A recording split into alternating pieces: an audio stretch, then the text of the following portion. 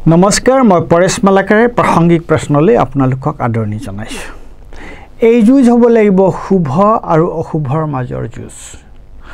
বহু জল্পনা কল্পনাৰ অন্তত কংগ্ৰেছ হাইকমাণ্ডে অৱশেষত গৌৰৱ গগৈক অসম কংগ্ৰেছৰ সভাপতিৰ দায়িত্ব দিলে। ৰণকৌশলৰ ফালৰ পৰা কংগ্ৰেছৰ এই সিদ্ধান্তক আমি সঠিক সময়ত সঠিক সিদ্ধান্ত বুলি ক'ব পাৰোঁ। হিমন্ত বিশ্ব শৰ্মাই কিয় গৌৰৱ গগৈৰ বিৰুদ্ধে ইমান দিনে পাকিস্তানকৈ চিঞৰি আছে? হিমন্ত বিশ্ব চালাক ৰাজনীতিক। তেওঁ এটা কথা জানে, ধনবল, জনবল, ক্ষমতাৰ অপব্যৱহাৰ এই সকলোতে কংগ্ৰেছে বিজেপিৰ লগত কোনো পধ্যেই ফেৰ মাৰিব নোৱাৰে। ব্যক্তিগতভাৱেও এইবোৰত হিমন্ত বিশ্ব শৰ্মা যিমান কৰিত কৰ্মা আৰু পাকৈত, তাত তেওঁৰ লগত পাল্লা দিয়া মানুহ কংগ্ৰেছত নোলায়। মানুহে হিমন্ত বিশ্বক অশুভৰ অৱতাৰ বুলি কয়, যাক ইংৰাজীত ইভিল ইনকাৰ্নেট বুলি কোৱা হয়। অশুভই কাক আটাইতকৈ ভয় কৰে? শুভক। গতিকে বহুতেই ভাবে যে হিমন্ত বিশ্ব যদি অশুভৰ অৱতাৰ, গৌৰৱ গগৈ হৈছে শুভৰ অৱতাৰ। সেইকাৰণেই হিমন্ত বিশ্ব শৰ্মাই ইমান দিনে গৌৰৱ গগৈৰ বিৰুদ্ধে পাকিস্তানকৈ চিঞৰি আছিল। কিয়নো গৌৰৱ গগৈৰ বিৰুদ্ধে হিমন্তৰ হাতত অইন একো অস্ত্ৰ নাছিল এই অযৌক্তিক, অবাস্তৱ, অদ্ভুত অভিযোগৰ বাহিৰে। সেয়ে গৌৰৱ গগৈ কংগ্ৰেছৰ সভাপতি হোৱাৰ বাবে অকল হিমন্ত বিশ্বই নহয়, হিমন্ত বিশ্বৰ সাংগু পাংগু সকলো অস্বস্তিত পৰিছে যেন লাগে। গৌৰৱ গগৈৰ বিষয়ে 2024 চনৰ 15 জুনত মই এই কথাখিনি কৈছিলোঁ, তলৰ কথাখিনি। সেইখিনি কথা তেতিয়া যিমান প্ৰাসংগিক আছিল, এতিয়াও সিমানেই প্ৰাসংগিক। সেইকাৰণে আকৌ দ্বিতীয়বাৰৰ কাৰণে কথাখিনি আপোনালোকক মনত পেলাই দিব বিচাৰিছোঁ। আচৰণ, ব্যৱহাৰ আৰু জ্ঞান গৰিমাৰে গৌৰৱ গগৈ এক আকৰ্ষণীয় ৰাজনৈতিক ব্যক্তিত্ব। গৌৰৱ গগৈ 2014 আৰু 2019 চনত দুবাৰকৈ কলিয়াবৰ সমষ্টিৰ পৰা লোকসভালৈ নিৰ্বাচিত হৈছিল। তেতিয়া তেওঁৰ পিতৃ তৰুণ গগৈ জীয়াই আছিল। তৰুণ গগৈৰ সমৰ্থনে তেওঁক যথেষ্ট সহায় কৰিছিল। কিন্তু 2024 সাধাৰণ নিৰ্বাচন গৌৰৱ গগৈয়ে সম্পূৰ্ণৰূপে নিজৰ শক্তি আৰু সামৰ্থ্যৰ ওপৰতে খেলিছিল। তেওঁক সহায় কৰিবলৈ তেতিয়া তৰুণ গগৈ তেওঁৰ লগত নাছিল। ইতিমধ্যে সংসদত তেওঁৰ বলিষ্ঠ ভূমিকাৰ বাবে সমগ্ৰ ভাৰততে গৌৰৱ গগৈ জনপ্ৰিয় হৈ পৰিছিল। তেওঁ সকলোৰে মনোযোগ আকৰ্ষণ কৰিছিল। বিশেষকৈ 2019 পিছত হিন্দী আৰু ইংৰাজী দুয়োটা ভাষাতে গৌৰৱ গগৈ সলসলীয়াকৈ বক্তৃতা দিব পাৰে। বিষয়বস্তু আৰু প্ৰকাশভংগীত তেওঁৰ সমানেই দখল। সংসদত তেওঁৰ ভূমিকাৰ বিষয়ে কাৰো কোনো সন্দেহ নাছিল। কিন্তু 2024 চনৰ সাধাৰণ নিৰ্বাচনত গৌৰৱ গগৈয়ে নগাঁও নে যোৰহাট সমষ্টিৰ পৰা নিৰ্বাচন খেলিব, তাক লৈ আৰম্ভণিতে যথেষ্ট অনিশ্চয়তাৰ সৃষ্টি হৈছিল। আমি শুনিবলৈ পাইছিলোঁ যে মুখ্যমন্ত্ৰী হিমন্ত বিশ্ব শৰ্মাৰ গোপন পৰিকল্পনা মতে কংগ্ৰেছৰ ভিতৰৰ এচামেই হেনো গৌৰৱ গগৈক যোৰহাটৰ সলনি নগাঁৱৰ পৰা নিৰ্বাচনত উঠাটো বিচাৰিছিল। গৌৰৱ গগৈয়ে ক'ৰ পৰা নিৰ্বাচন খেলিব সেইটো নিৰ্ভৰ কৰিছিল তিনিটা কথাৰ ওপৰত। প্ৰথম, সংসদত গৌৰৱ গগৈয়ে লোৱা বলিষ্ঠ ভূমিকাৰ বাবে কংগ্ৰেছৰ কেন্দ্ৰীয় নেতৃত্বই যিকোনো বিনিময়তে গৌৰৱ গগৈ MP হিচাপে নিৰ্বাচিত হোৱাটো বিচাৰিছিল। ক'ৰ পৰা গৌৰৱ গগৈ নিৰ্বাচিত থিয় হ'ব সেইটো তেওঁলোকৰ কাৰণে ধৰ্তব্য নাছিল। গৌৰৱ গগৈ নিৰ্বাচনত জিকি লোকসভাৰ সদস্য হোৱাটোহে তেওঁলোকৰ কাৰণে গুৰুত্বপূৰ্ণ আছিল। আনহাতে বিজেপি আৰু হিমন্ত বিশ্ব শৰ্মাই বিচাৰিছিল গৌৰৱ গগৈয়ে যোৰহাট নহয় নগাঁৱৰ পৰা নিৰ্বাচন খেলক।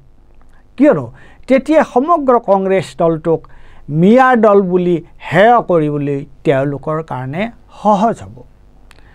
সি অসমৰ সাধাৰণ মানুহৰ মাজতো কংগ্ৰেছৰ ভাৱমূৰ্তি ম্লান কৰিব। তৃতীয়তে, নিৰ্বাচনৰ আগতে গৌৰৱ নিজেও অলপ দুধুৰ মুধুৰত আছিল। কিয়নো তেওঁৰ দৰে সৰ্বভাৰতীয় খ্যাতি থকা ৰাজনীতিক এজনৰ কাৰণে নিৰ্বাচন খেলা নহয়, নিৰ্বাচনত জয়ী হোৱাটোহে গুৰুত্বপূৰ্ণ আছিল। কিন্তু সমষ্টি পুনৰ নিৰ্ধাৰণৰ পিছত সমষ্টিবোৰৰ জনগাঁথনি সলনি হোৱাৰ কাৰণে জয় পৰাজয়ৰ অনিশ্চয়তাই তেওঁৰ মাজতো কিছু সন্দেহৰ সৃষ্টি কৰিছিল। আনহাতে বিজেপি বিৰোধী ৰাজনৈতিক শক্তি, নাগৰিক সমাজ আৰু সাধাৰণ ৰাইজেও গৌৰৱ গগৈ যোৰহাটৰ পৰা নিৰ্বাচন খেলাটোহে বিচাৰিছিল। জিকিলেতো কথাই নাই, হাৰিলেও গৌৰৱ গগৈ আৰু কংগ্ৰেছৰ ৰাজনৈতিক ভৱিষ্যতৰ বাবে সেইটো গুৰুত্বপূৰ্ণ বুলি তেওঁলোকে ভাবিছিল। সেই কথাটো কিমান সঁচা আছিল, এতিয়া গৌৰৱ গগৈ জিকাৰ পিছত কোনে কি ধৰণে প্ৰতিক্ৰিয়া প্ৰকাশ কৰিছে তাতে ওলাই পৰিছে। গৌৰৱ গগৈয়ে যোৰহাটৰ পৰা নিৰ্বাচন খেলাৰ কাৰণেই বিজেপিৰ ৰাজনৈতিক সমীকৰণটো ওলট পলট হৈ গ'ল। এই দুটা কথা পৰিষ্কাৰ কৰি দিলে। উজনিত সাংগঠনিকভাৱে দুৰ্বল হ'লেও বিজেপি বিৰোধী শক্তি হিচাপে কংগ্ৰেছৰ প্ৰতি ৰাইজৰ মাজত এতিয়াও বিপুল জনসমৰ্থন আছে। গৌৰৱৰ নিৰ্বাচনী প্ৰচাৰত যোৰহাটৰ সাধাৰণ মানুহ আৰু নাগৰিক সমাজৰ বিশেষ ভূমিকা আছিল। আটাইতকৈ ডাঙৰ কথা হৈছে যোৰহাটত গৌৰৱ গগৈৰ জয়ে তেওঁক ৰাজনৈতিকভাৱে শক্তিশালী ৰূপত প্ৰতিষ্ঠা কৰিলে। ই গৌৰৱ গগৈৰ মাজত এক গভীৰ আত্মপ্ৰত্যয় আৰু আত্মবিশ্বাস আনি দিলে। এইটো কেৱল গৌৰৱ গগৈৰ বাবেই নহয়, সামগ্ৰিকভাৱে অসমৰ ভৱিষ্যত ৰাজনীতিৰ বাবেও তাৎপৰ্যপূৰ্ণ।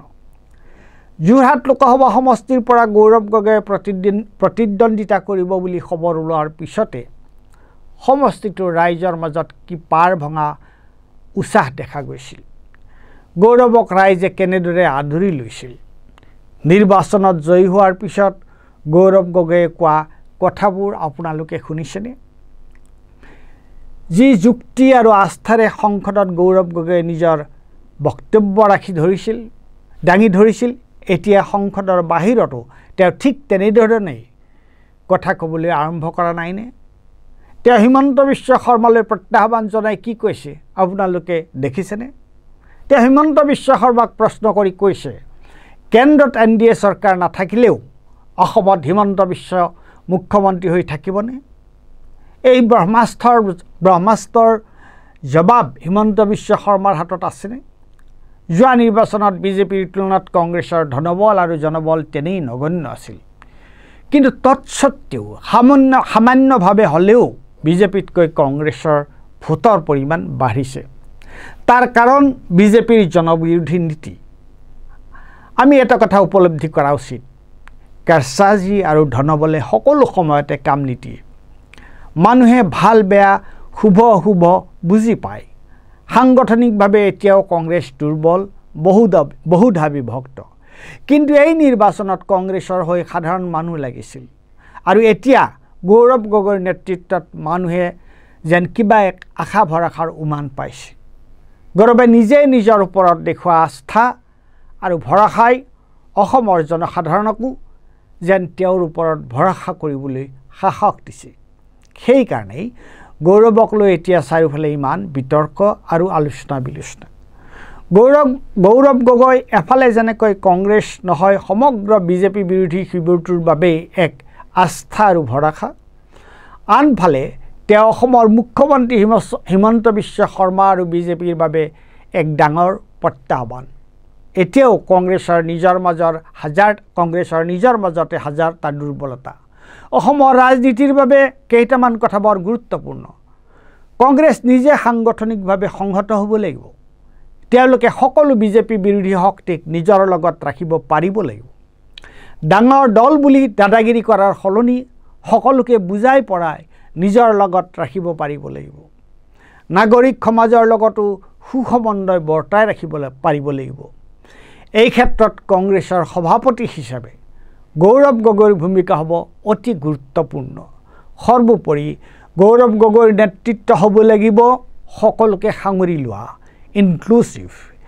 এই যুঁজ হ'ব শুভ আৰু অশুভৰ মাজৰ যুঁজ। ধন্যবাদ।